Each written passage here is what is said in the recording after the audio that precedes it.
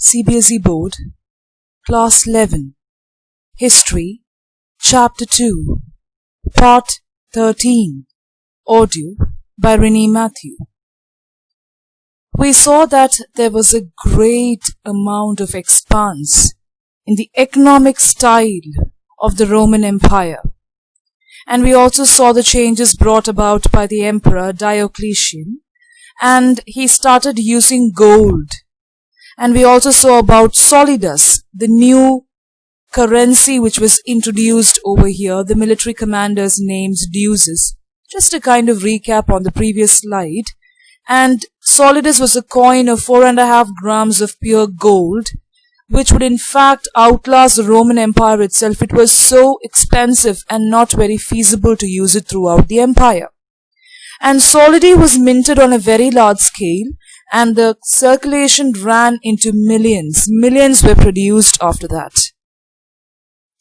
There were a lot of areas of innovation all throughout the Empire of Rome, and it was the creation of a second capital at Constantinople. They already had a capital, now the second capital, and that was at the site of modern Istanbul in Turkey. And that was earlier called Byzantium. Now it was by the site of modern Istanbul in Turkey.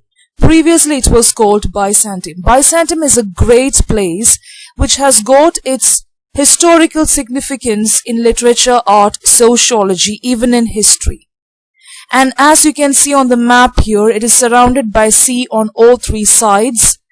All the three sides, you've got the Mediterranean Sea, the Black Sea, and all the others are there. So that is the most important aspect of the Byzantium Empire, which is surrounded by seas on all sides. Now this new capital which I'm talking about, the second capital at Constantinople, it required a new senate because the whole empire had a senate. So now this particular capital required a senate, and the 4th century was a period of rapid expansion. So much of expansion was happening, especially of the governing classes, expanded at a huge pace. So, the 4th century saw the expansion of the governing classes, and it required a new senate, which was the new capital. Monetary stability and expanding population stimulated, or it gave a progress in economy. And the records on the archaeology showed considerable investment in rural establishments.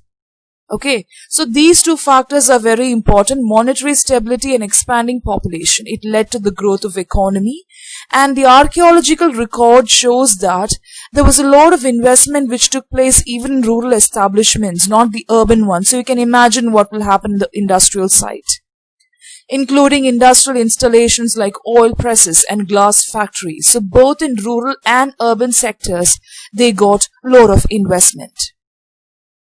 Newer technologies were coming up, it was springing up. What were the newer technologies?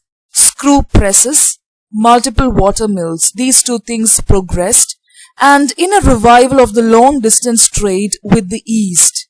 So when screw presses and multiple water mills grew, it had a very good trade system with the eastern part. Long distance trade with the eastern part of the empire. You should remember that the eastern part was more stronger than the western part, right? Now all of this carried strong urban prosperity, and that also saw the progress in architecture and exaggerated sense of luxury. People loved to be luxurious. Okay, so here we can see that monetary stability and expanding population led to the economic growth.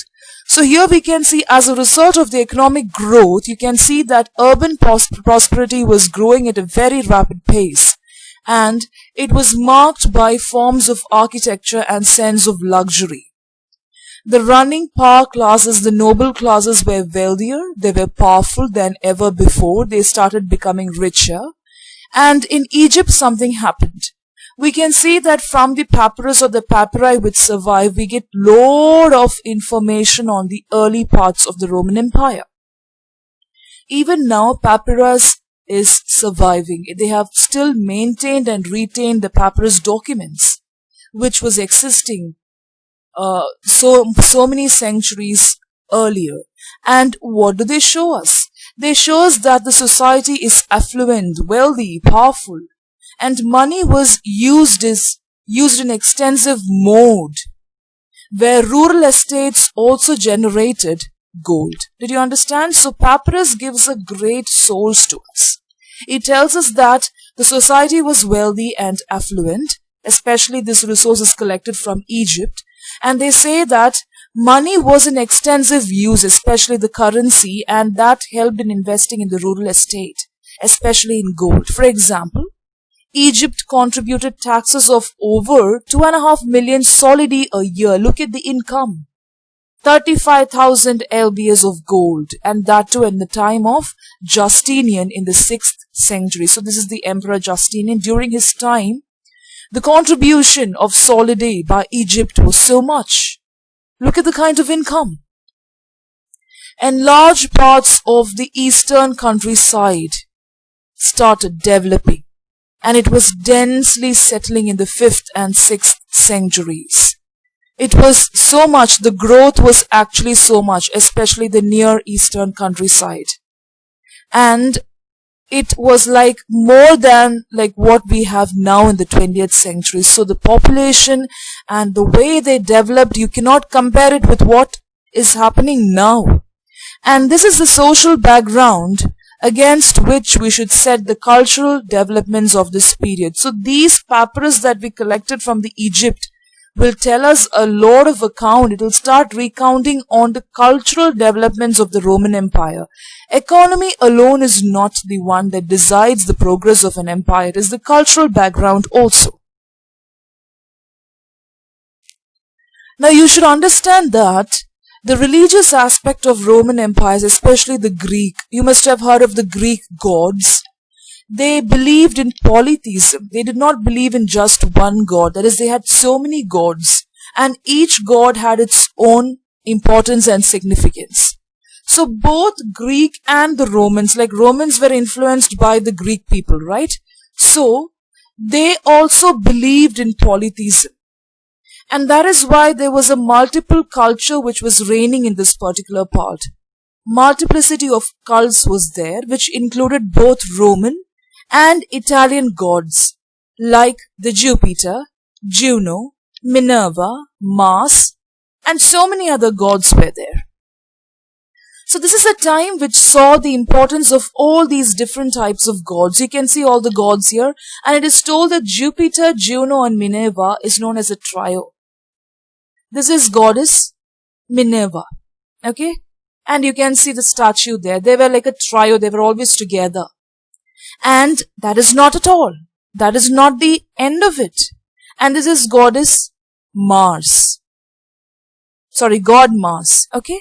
Minerva, Mars, and the others are here. There were a lot of Greek and Eastern deities which were worshipped all through the empire. In thousands temples, shrines were there, sanctuaries were there throughout the empire, and people were dying for these kind of rituals. They had rituals, they had their own importance, and each god was important for its own performance, right? So, polytheists, that is the people who believe in polytheism, had no common label or name to describe themselves. They did not have any commonalities. Each one had their own belief. If you ask one particular group, the belief of one particular group varied from the others. Nobody had common points, or nobody shared the same thing with each other. The other great religious tradition in the empire was Judaism. So apart from all these things, this is like something which was followed by each person in the empire. Like if you believe in Jupiter, that is your belief. If you believe in Minerva, that is your belief. So that is like a varied belief. The other kind of religion which was followed, the other religion was Judaism. So this is a tradition of Rome. It was not a monolith either. Monolith means believe in one God, propagating one belief. That was also not monolith.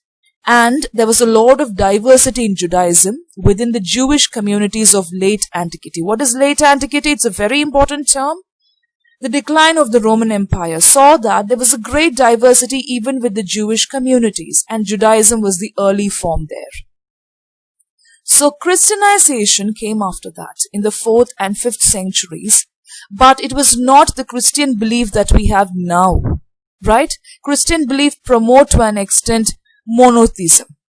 But then it was not like that. It was very gradual. It was a complex process because you had the influence of all these gods and also Judaism. So Christianity was very complex in those days, very different from what we have today. Next, after that, what we can see is polytheism did not disappear overnight because people, when they get used to one form of belief, it is difficult to change their belief after that. It did not disappear overnight, especially in the western provinces where Christian bishops were reigning. Christian bishops were very important and they were very famous for running battle. They were very good in fighting against beliefs and practices because a bishop will always proceed when practice and belief is kept in constant progress, right? So when people started shifting from one belief to another, Christian bishops did not actually encourage all that and they went for battle. And they condemned more than the Christian laity did. Christian laity means the normal people. More than the normal people, the Christian bishops were waging war. There was a great boundary between religious communities. And these boundaries were fluid, which means it was coming on and off in the 4th century. Okay, it is not that it was actually stagnant and constant. It was coming on and off. And thanks to the repeated efforts of the religious leaders, because then it was fluid, which meant that today they will have one belief, tomorrow it will change, and you also have to change accordingly. And you must have heard that when religion changes, your culture also changes, right? So it was a big religious leaders. We have had reformation in the belief, in Christian belief. And the powerful bishop now led the church because they were very powerful and wealthy. And what they did, they actually kind of ingrained so much of belief in their followers. A rigid set of beliefs and practices, not something which is fluid and lenient. When beliefs were fluid and lenient, what will happen? People will change, people will not follow the rules, and sometimes it is like the bishops will not get all the credit.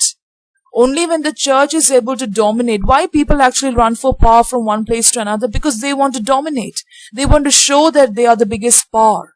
So the bishops wanted to dominate, and that is why they paved the way for more rigid set of beliefs and practices. So there was a lot of prosperity in the eastern part of the empire. Western part, this was happening. These 2 points is happening in the western part. In the eastern part of the empire, the population was still expanding till the 6th century. Even though it was western part was declining, it's not that the population did not increase. But in the eastern part of the empire, the population was expanding. Despite the impact of plague. Plague was there and that affected the Mediterranean in the 540s. In spite of the plague, what happened? The population was expanding. And in the west, fragmented politically. So when they are affected politically, everything is getting affected. Why it got fragmented? Because of the strong Germanic tribes. Do you remember the slide which I discussed in one of the audios? Germanic tribes such as Goths, Vandals, Lombards, etc. All these tribes, not just 3, more than 3 were there.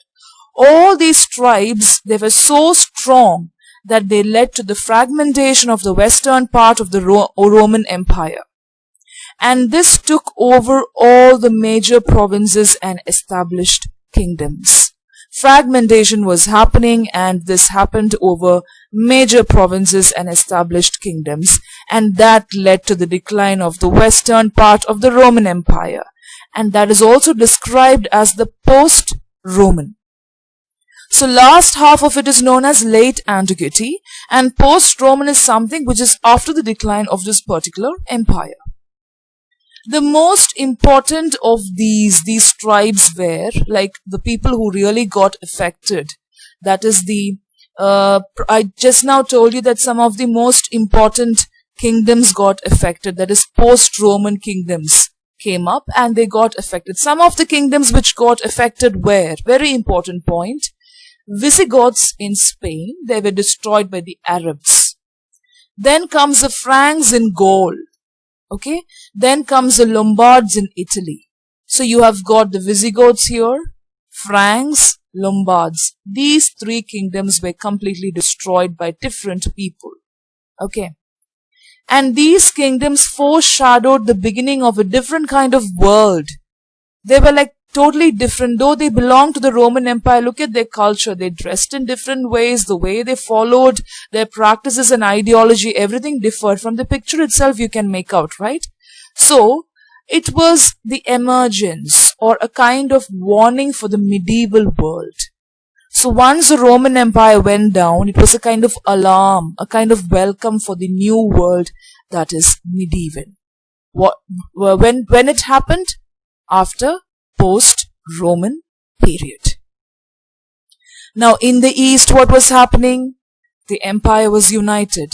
The reign of Justinian, that is only because of Justinian, is the high water mark of prosperity and imperial ambition. So this particular emperor was very ambitious.